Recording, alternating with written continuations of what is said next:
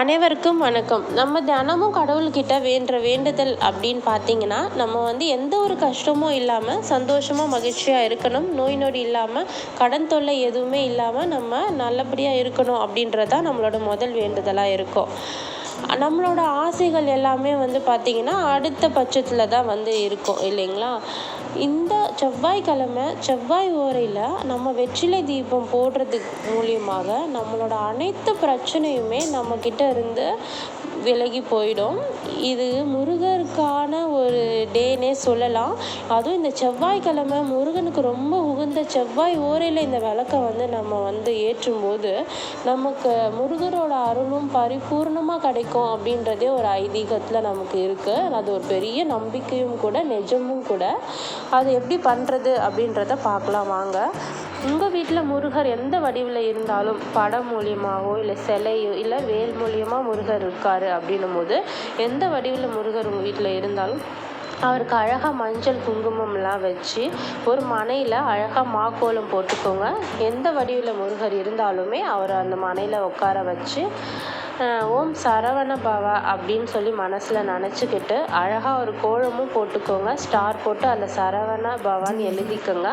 நம்ம இதுக்கு மேலே தான் வெற்றிலை தீபம் ஏற்ற போகிறோம். எப்படின்னு பார்க்கலாம். இது நமக்கான எல்லா வேண்டுதலுமே, இப்போ நம்ம ஒரு இடம் வாங்கணும், வீடு கட்டணும், நல்லா பசங்க படிக்கணும், திருமணம் ஆகணும், நமக்கு நோய் நொடி தீரணும், கடன் பிரச்சனை முழுமையாக அடையணும் அப்படின்னு நீங்கள் நினைக்கிறீங்க அப்படின்னா கண்டிப்பாக இந்த செவ்வாய்க்கிழமையில் நீங்கள் இந்த செவ்வாய் ஓரையில் முருகரை வழிபட்டு பாருங்கள். கண்டிப்பாக உங்களுக்கு நீங்கள் நினச்சது எல்லாமே நடக்கும். நீங்கள் செவ்வாய்க்கிழமை காலையில் எழுந்து நீங்கள் நல்லா சுத்தமாக குளிச்சுட்டு வீட்டில் பூஜை ரூமில் ஒரு தீபம் வச்சு முருகனை நினச்சி விரதத்தை ஆரம்பிங்க. இந்த செவ்வாய் ஓரை டைமில் இந்த வெற்றிலை தீபம் போடுங்க. கண்டிப்பாக வேண்டுதல் எல்லாமே நல்லபடியாக நிறைவேறும்.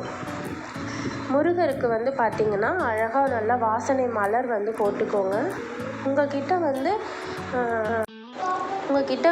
ஓம் விளக்கு இருக்குது அப்படின்ற பட்சத்தில் இந்த பூஜைக்கு நீங்கள் ஓம் விளக்கே யூஸ் பண்ணிக்கலாம். அப்படி உங்ககிட்ட ஓம் விளக்கு இந்த மாதிரி இல்லை அப்படின்னு நினச்சிங்க அப்படின்னா உங்களுக்கு மண் விளக்கு, அகல் விளக்கு இருக்குது இல்லைங்களா, அதுவே ரொம்ப தாராளமாக போதும். இந்த விளக்கு வாங்க முடியும் அப்படின்னா வாங்கிக்கோங்க, இல்லைன்னா மண் விளக்கே போதும்.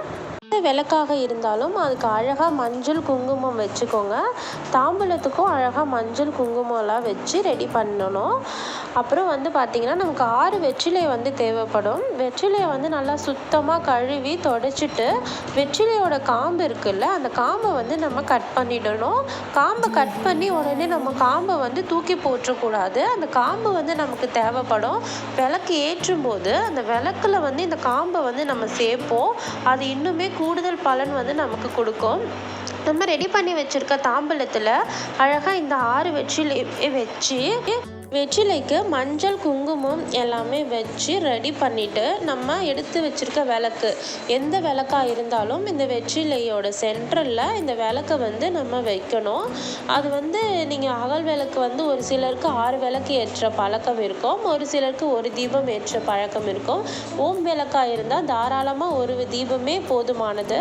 அதில் நெய் விட்டுக்கோங்க. நெய் ஏற்றி நம்ம வேண்டுதலை வேண்டும் போது, நெய் தீபம் ஏற்றும் போது அது கூடுதல் பலனை நமக்கு தரும் அப்படின்றது ஒரு நம்பிக்கை. அதனால கண்டிப்பாக நீங்களும் நெய் தீபமே ஏற்றுங்க.